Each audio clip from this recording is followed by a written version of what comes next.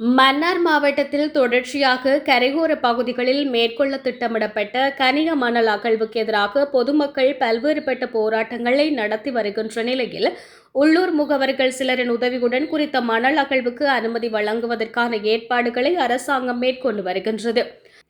உள்ளூராட்சி மன்ற தேர்தல் பரப்புரை கூட்டத்தில் ஜனாதிபதி அனுரகுமார திசாநாயக்க மன்னாரில் காற்றாலை மற்றும் கனிய மணல் அகழ்வுக்கு மக்களின் விருப்பமின்றி அனுமதி வழங்க மாட்டோம் என பகிரங்கமாக அறிவித்திருந்த நிலையில் தேர்தல் முடிந்து உள்ளூராட்சி மன்றங்கள் கூட இன்னமும் அமைக்கப்படாத நிலையில் கனிய மணல் அகழ்வுக்கான அனுமதி வழங்கப்படுவதற்கான அளவீட்டு பணிகளை அரசு நிறுவனம் ஆரம்பித்துள்ளது.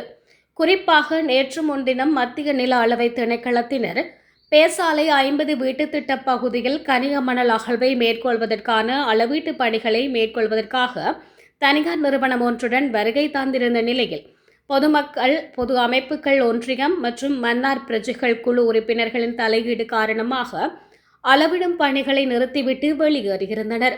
குறித்த நில அளவை திணைக்களத்தினர் அளவீடு மேற்கொள்ளும் பணிகளை ஆவணப்படுத்த முயன்ற ஊடகவியலாளர்களையும் அச்சுறுத்தும் விதமாக செயற்பட்டதுடன் ஊடகவியலாளர்களின் ஆவணப்படுத்தல் செயற்பாட்டை காணொலியாகவும் பதிவு செய்து அச்சுறுத்தியிருந்தனர். இவ்வாறு அனுர தலைமையிலான அரசாங்கம் மன்னார் மாவட்டத்தில் தேர்தல் காலங்களில் ஒரு வாக்குறுதியும் தேர்தல் நிறைவடைந்த பின்னர் இன்னும் ஒரு வாக்குறுதிக்கு எதிரான நிலைப்பாட்டையும் முன்னெடுத்து வருகின்றமை மன்னார் மக்கள் மத்தியில் அதிருப்தியை ஏற்படுத்தியுள்ளது.